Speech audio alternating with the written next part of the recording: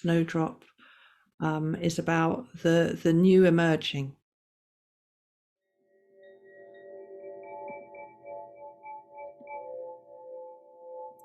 So I first connected with Snowdrop in her essence story in a place called Roslyn Glen. There's a chapel there, which is an old Cathar chapel. So it's very sacred, it's very special, this glen, very sort of mystical place. And what she showed me was these paths full of golden leaves and autumn leaves that were showing that the snow was just starting to melt away.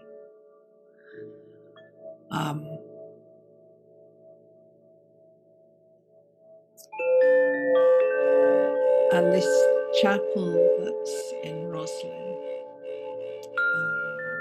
the Cathars were quite radical Christians. They recognised Mary Magdalene, and the chapel itself holds a lot of Gnostic knowledge. So it's almost like a book within its structure.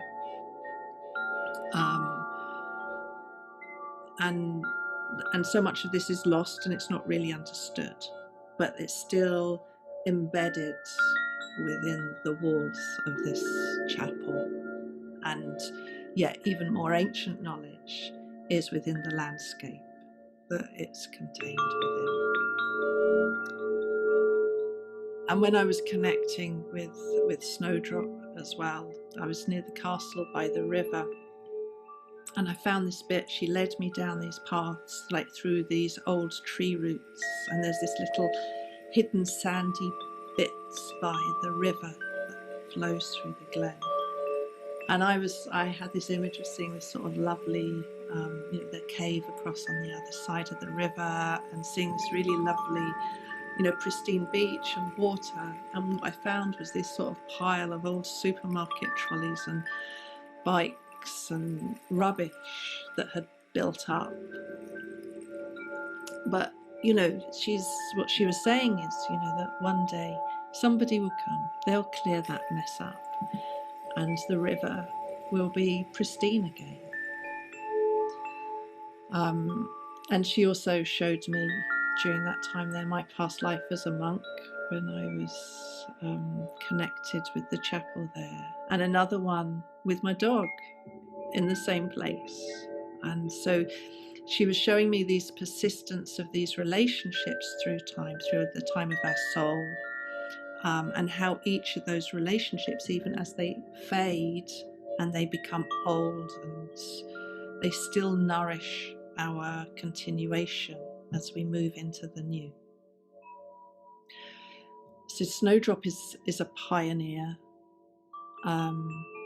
She brings in the new, while having that recognition that the old is fading, like those autumn leaves, is fading away.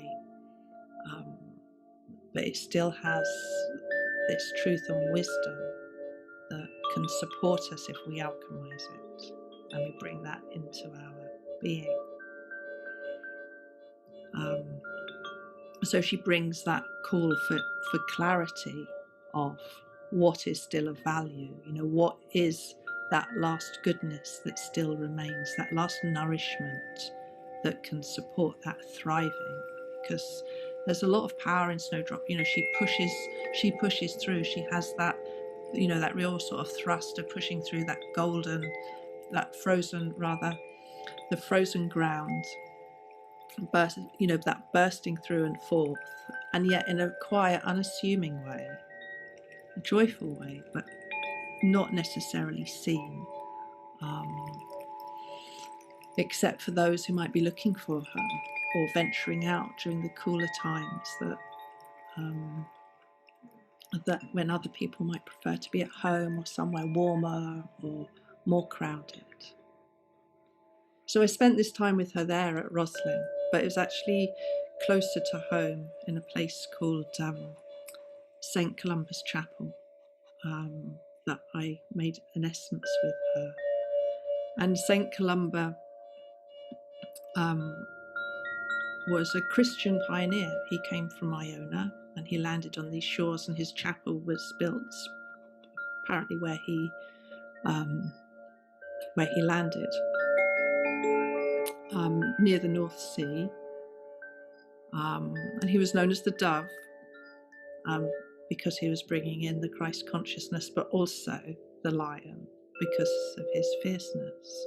But he lived peacefully with the Druidic culture that existed. And this chapel and the Callanish stones on Lewis and Isle Marie, which had the Druidic centre on, are all aligned. So we have these different centres of different times, you know, the sort of the Callanish stones are thousands of years old. The Druidic centre was there before St. Columba, and there he is right in the middle of it.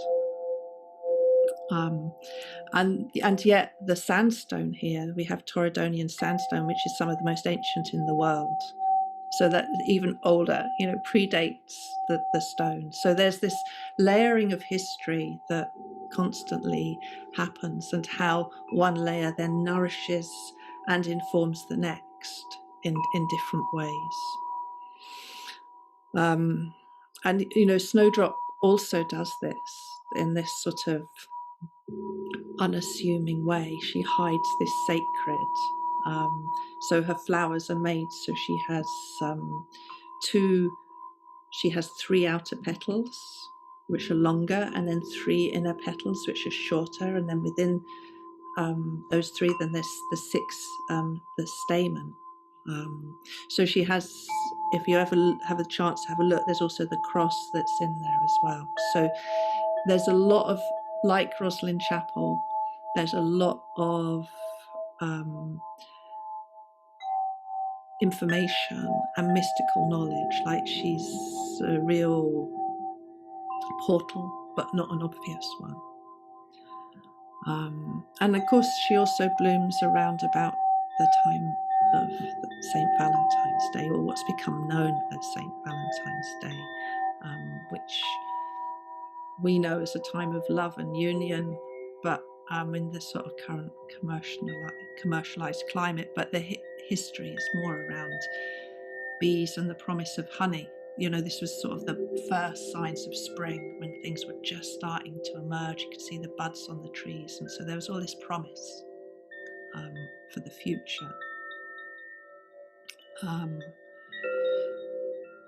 And yet, despite that, all of this promise for the future, we are the pioneer of our own life. We are essentially the ones that, whatever's happening in our relationships, we're the ones that have to push through. We're the ones who have to take that step, make that journey, even if others have provided that momentum for us.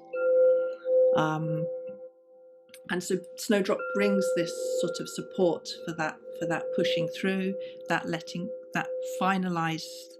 As you finalize that letting go process, she helps bring that kind of that final birthing thrust of being able to push through this old frozen ground and bring in something new and pioneering, that essentially is a journey we make alone, even if we have company. And holds that space in like partial secrecy to allow that new to take root and form and emerge, and to sort of to hold that sacred time as well.